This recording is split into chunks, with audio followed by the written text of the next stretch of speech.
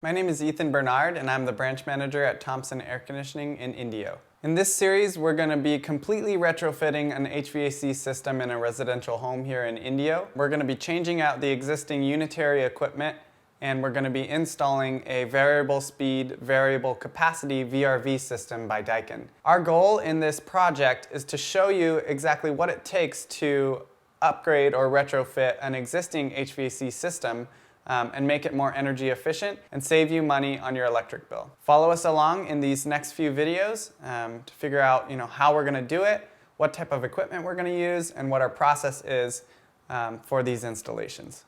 We're going to start here in the garage. We're going to install a standalone mini-split system that'll act as an air conditioning and a heater. It runs off of electricity only, so there's no gas line requirement, and it'll be able to keep this room cool without having to run the rest of the house. And it'll also be able to heat this room while he is working in the summertime and in the wintertime. One of the coolest things about this project is that it's going to clear up space on the side of the home. We're no longer going to have these bulky condensers out here. Instead, we'll have a small, thin mini-split condenser over here, and then the VRV Life condenser, which is also pretty small and thin, right here. And it'll be able to clear most of this space along the walkway. The cool thing with an upgrade project like this is that it's going to be a retrofit, so we can reuse a lot of the existing infrastructure in the home. We'll be able to reuse the drain lines. We're going to be able to reuse the refrigerant lines for the system because it's a 3/8 line, and that matches up with the specs on our new VRV Life system. We also can reuse the high voltage electrical for these current systems and retrofit it to work with our new VRV Life system and mini-split system.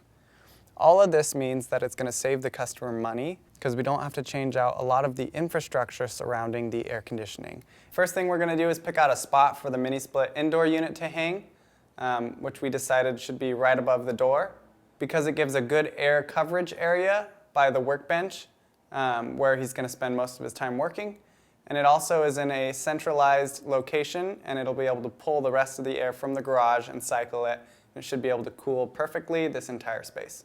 We run the refrigerant lines, the drain lines, and the electrical through the wall, through the drywall, and through the stucco. And then on the back side of that, we put a 2-piece line set cover that's paintable. And we ultimately will paint it and waterproof it for the finishing touches.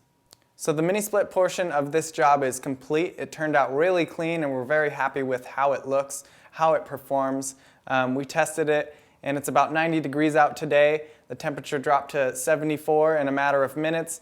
And the system is running great. The customer is really happy with how quiet it is and the efficiency that he's going to be getting with this unit.